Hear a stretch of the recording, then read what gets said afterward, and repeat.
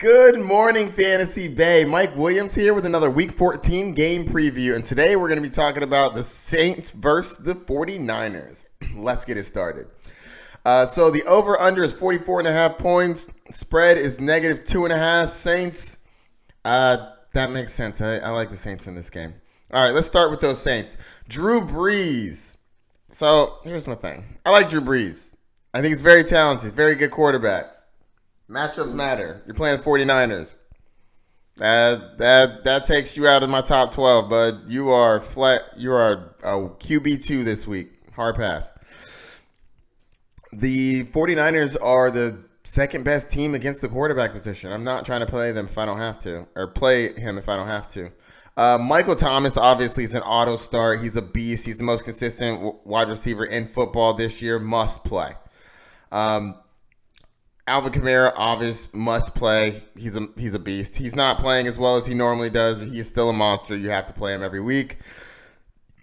Lamarcus Murray does not fall under that list. I think that the 49ers defense is, again, one of the best in the league. Don't want to play Lamarcus Murray just for giggles. So I'm not playing Lamarcus Murray this week. Other weeks, they have like a tag team where they both do very well, but I don't think this is one of those weeks.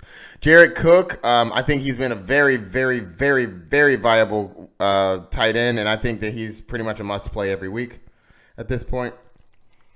All right, now let's get to the 49ers. Jimmy GQ, Mr. Handsome himself.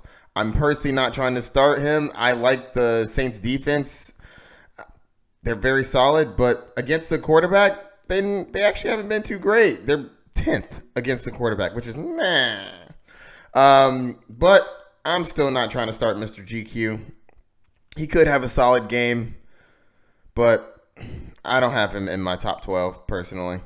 Emmanuel Sanders still dinged up. I'm not trying to start him either. Deebo Samuel's a flex play at best. Here we go. The backfield, man.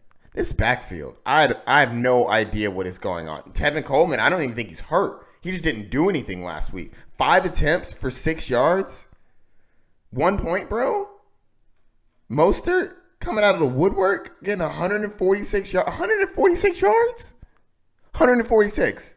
19 attempts? Bro. You can't trust this backfield. I actually think Matt Breida is probably going to be back this week. So now you have a three-headed monster with 3 talented running backs. I'm not trying to touch it if I don't have to. If you have somebody to pivot to, I would. I'm not saying that somebody's not going to go off. Someone is going to go off. Someone is going to have a good game. I don't know who it is.